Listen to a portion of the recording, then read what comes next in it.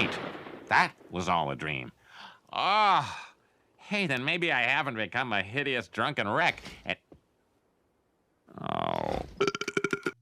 I've covered a lot of games on this channel, from must-play games like the Batman Arkham series to titles that I thought were personally pretty crap, like No Straight Roads.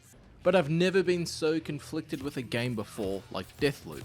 And what do I mean by that? Well, let's find out.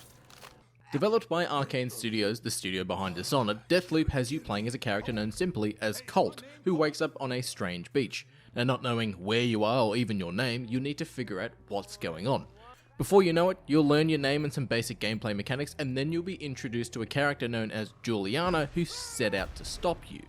You'll die and you'll be repeating the same day over and over again like the cult classic movie Happy Death Day. Basically from here, Colt sets out to break the time loop and escape the mysterious island of Blackreef. Now, before we get further into it, Deathloop's gameplay is similar to that of Dishonored, and a potential trigger here, but I wasn't a huge fan of Dishonored. It wasn't really my personal jam, but that's not to say it wasn't a well-made game. I understand why people love Dishonored, and I can see why, no doubt about that, but personally it just wasn't for me, that's all.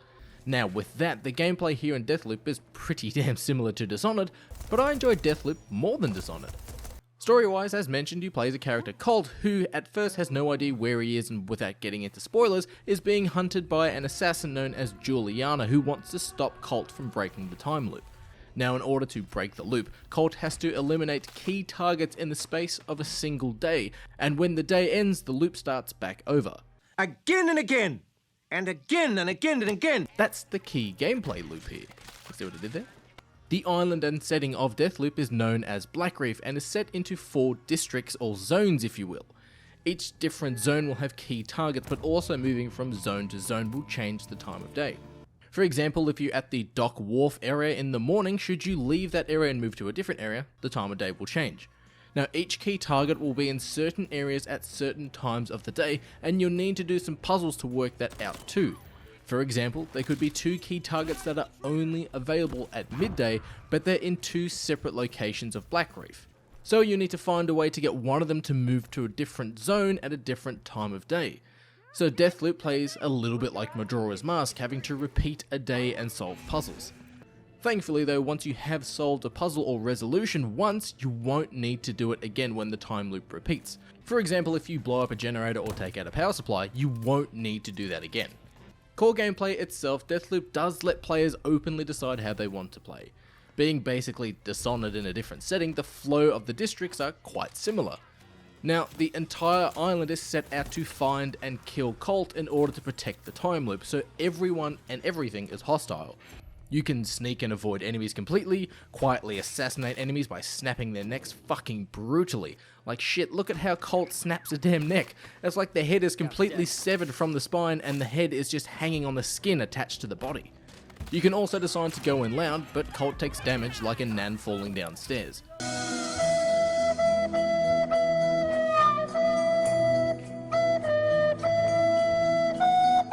So yes, while you can go loud and you can finish levels like this, Deathloop isn't designed to be played like this for a couple of reasons. For starters, the game takes place over the events of 1 full day in 4 different areas of Blackreef, in 4 different times of day. There's morning, noon, afternoon, and evening. A bit like Prince of Persia Sands of Time, Colt can rewind time when he dies and get another attempt. Now, he can only do this twice, and should Colt go down for a 3rd time, he's dead for the day and you'll be restarting back on a new day in the morning. Colt's health too also doesn't really regenerate, and you'll need to find health out in the levels, and while I don't mind this setup, you can't carry health with you. So if you are low on health, you need to find the health. But thankfully, there's always heaps of health canister tanks scattered around the map, so they're easy to find. Secondly, and this is where Deathloop's multiplayer comes in, and it's Juliana. Throughout districts and randomly, Juliana will jump into your level and hunt you down. Now this can either be a AI Juliana, which is pretty easy to spot because she immediately knows where you are hiding, or it can be another player. If Juliana takes you down 3 times or you run out of rewinds, it's game over and she's won and you'll be going back to the start of a new day. However, for Colt's sake, Juliana only has one standard health bar and no rewinds, and once she's eliminated, she's out of there like a drunk embarrassment of a family member when they leave a party after the bar tab runs out. We'll get back to Juliana's gameplay style in a bit, but Colt has some special abilities and gameplay mechanics that Juliana doesn't have. For starters, when Colt takes out a key target, whether it's for the first time or the 1000th time, Colt can steal what's called a slab. For us in Australia, that means a case of beer for you Yanks, but here in Deathloop, it's a certain character's special ability. Think of like how, say, Shang Tsung would steal souls in Mortal Kombat. Colt can do a short-range blink teleport, which is the most useful ability in the game, and obviously pulled straight from Dishonored. Colt can also turn invisible, use telekinesis, go into a rage mode, and more, but honestly all I was using was blink to get into areas without being seen, or running from enemies in firefights because Colt is as tough as one-ply toilet paper after having a curry. Disgusting! Now, to move between districts, Colt travels through underground tunnels. When entering a district or leaving a district, Colt will start in one of the many random tunnel locations in the map, and when you leave a district in the evening, it's the end of that day. Make sense? So that's when you'll have the option to save items. Now normally when the day is over, whatever items and gear Colt has found is normally removed. So when you start a new day again, you start fresh with no weapons or gear. However, Colt gets an ability to harness time loop energy and save items so he can keep them for a new time loop. Every time you collect something, whether it's a rare weapon or a common weapon that jams when you're reloaded, it can be sacrificed for a currency called Residum. In the loadout screen and at the end of each day, you'll have the option to sacrifice gear for Residum, which can then be spent into weapons, trinkets or abilities, so then Colt will keep them when the time loop resets. But if you haven't got enough Residum, you basically need to scrap the weapons and items that you have and save them for another time.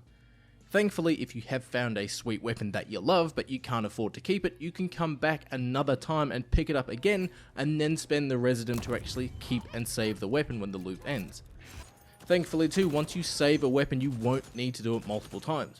Once you've spent Residum to save a weapon, that's it, it's yours to keep. However, Colt can only hold 3 weapons at a time, so you need to be careful with what weapons you take out with you. Colt also doesn't hold a heap of ammo, and some weapons use the same ammo types as well, so you need to keep that in mind. Colt will also find buffs in the field from targets that will buff his skills and abilities. These trinkets can be weapon upgrades, slab upgrades, or character upgrades that will increase Colt's max health pool, allow Colt to regenerate a small portion of health, allow him to double jump, and more. Now, Colt can only have 4 of these character trinkets at one time, and pending the rarity of your weapon, you can get up to 3 weapon trinkets. Colt also has a special device known as the Hackamajig, which is a small radio-like device that Colt can use to open doors, create distractions like turning on a radio, hacking into security systems like a camera or turret, and having the turret take out enemies and leave Colt alone. It's a great small device that has saved my times more than the blink ability, and it's even helped me kill Juliana a couple of times too. You'll be able to get upgrade trinkets for this too that will allow Colt to hack into landmines and tripwires, basically letting Colt walk through it but will damage anyone else. Finally, still talking about Colt, the environment of Black Reef changes depending on what time of day. Now, just like Altair, Ezio, Batman from the Arkham games, Colt cannot swim. Black Reef is an interesting island because it literally has multiple seasons over one day. The mornings are bright and warm, where the afternoon snow starts to come in, and nighttime it's a blizzard.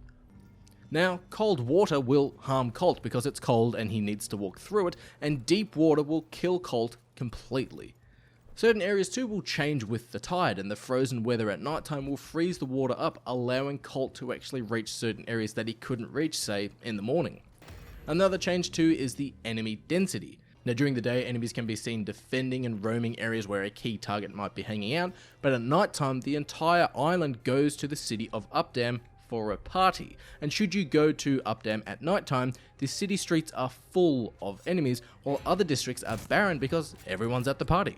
See at the party, Richter! It's a cool idea, and seeing as you're repeating the same day over and over and over again, the map will start to become familiar and you'll love going to anywhere but the city centre at nighttime because everywhere else is empty. Let's move on to Juliana.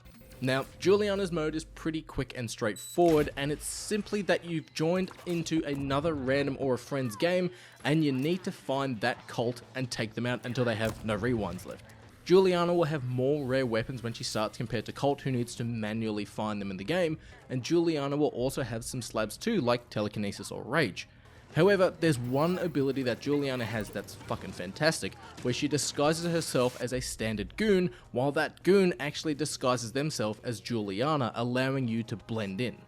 And hopefully the person playing as Colt tries to take out the fake Juliana. Now, when Juliana enters the game, an antenna will be set up and will lock the tunnel doors that Colt uses to get out of the district, and the only way Colt can leave the area is by hacking into that antenna and unlocking the doors. If Colt does hack the antenna, just like in say Dead by Daylight, Juliana will get a notification that the antenna is being hacked or that the doors have become unlocked. Juliana, also wanting to protect the timeline, works with other goons on the map. If they're in a firefight with Colt and they can see him, Juliana will get an on-screen prompt of where Colt is as long as the AI can see him, or if they get a quick flash up on the screen saying, hey, he's over here somewhere. Juliana players will also need to act quick to find and take out Colt, because once he's unlocked the tunnels and escapes, it's game over for Juliana. Colt players might also want to hunt down Juliana because of the weapon she carries. Juliana has access to some very rare weapons, and if she takes them out in the field, Colt can kill her and then just take their weapons, allowing Colt to keep them for the entire game if he uses Residum on them. Playing as Juliana 2 will also unlock alternate outfits for both Colt and Juliana, and you can't unlock these outfits any other way besides playing this multiplayer mode. Deathloop's world, graphics, sound, and voice acting, it's fantastic. It reminded me a lot of the 60s futuristic stylings of The Incredibles, but also the 1967 TV series of The Prisoner being stuck on an island. For those of you who don't know what that is, it's basically the Mr. X episode of The Simpsons where Homer is stuck on an island. Why did you think a big balloon would stop people? Shut up!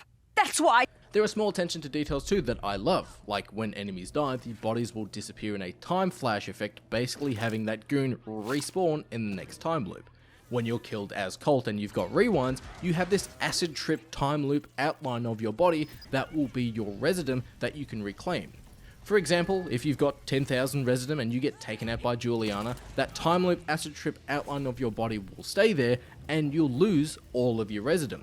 And that's when players can decide to either escape the area and continue the current time loop with near no Residum, or risk going back to where they died to get it back, but potentially die again from Juliana camping the body.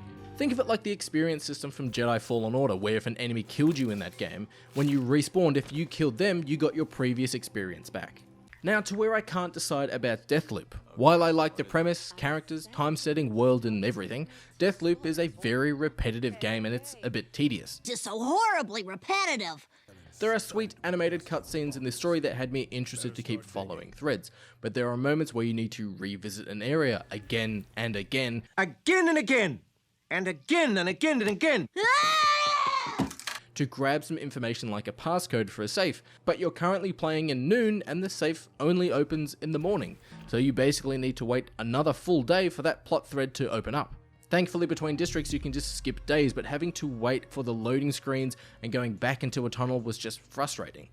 There was also one level where I made it to basically where I needed to go, only to learn right then and there I needed to come back in the afternoon. It could have been cool that if you were in the same time zone that you just needed to be there at, say, a different time, if you could use the wait system that's in, say, Skyrim or Fallout.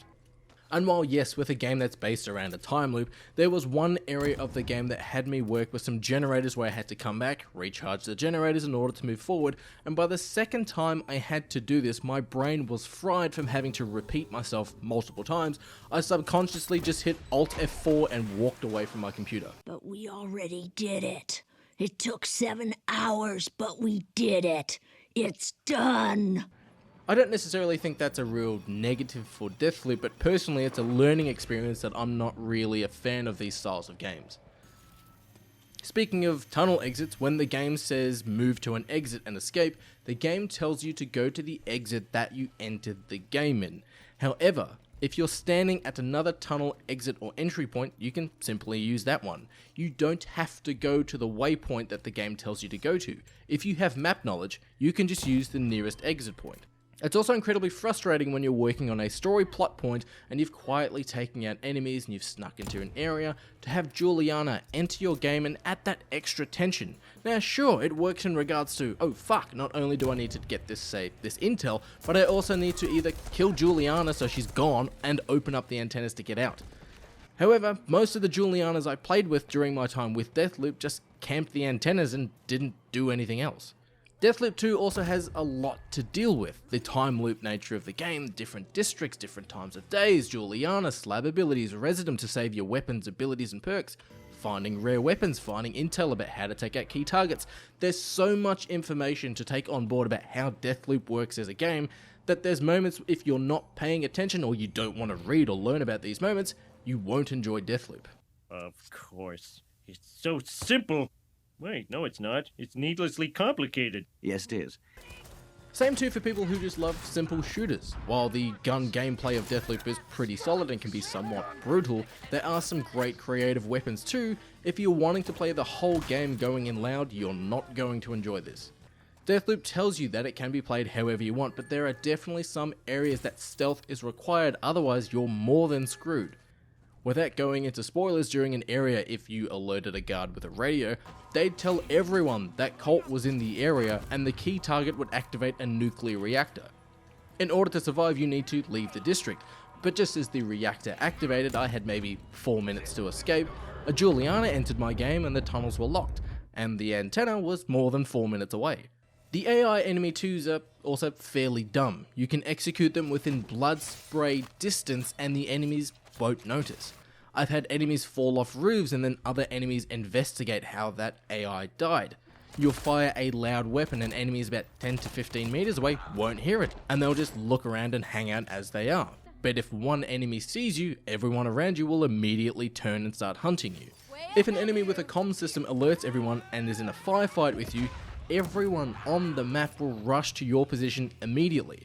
When you sneak behind enemies, you'll be able to perform executions, but some of the times the prompts just won't appear and it just was weird.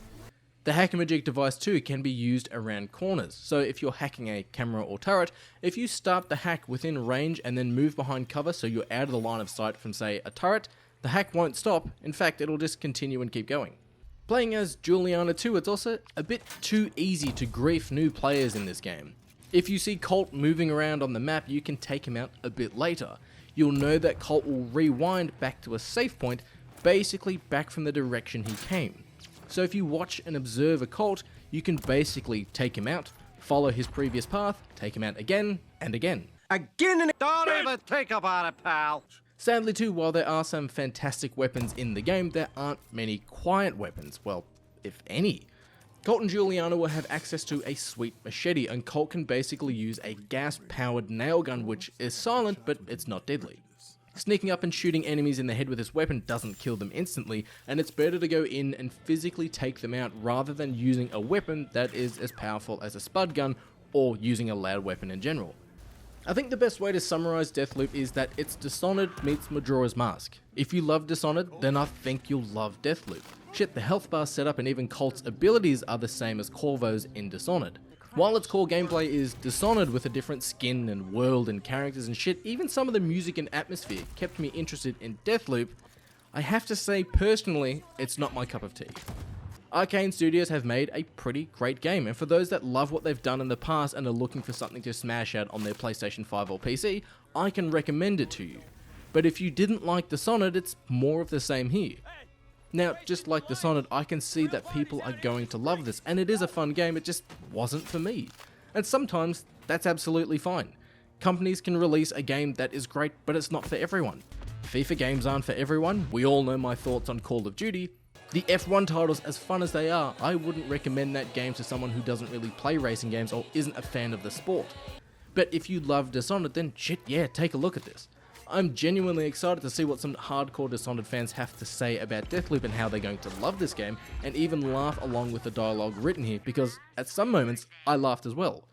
Deathloop is available only on the PlayStation 5 and PC, and is available now. Oh, that's easy. I'm a drinker, occasionally a drunk, man about island. Everyone knows me, everyone hates me, handy with a gun, quick with a joke, I dress well, and why the fuck is everyone wearing a mask? You forgot to mention your little hackama thingy.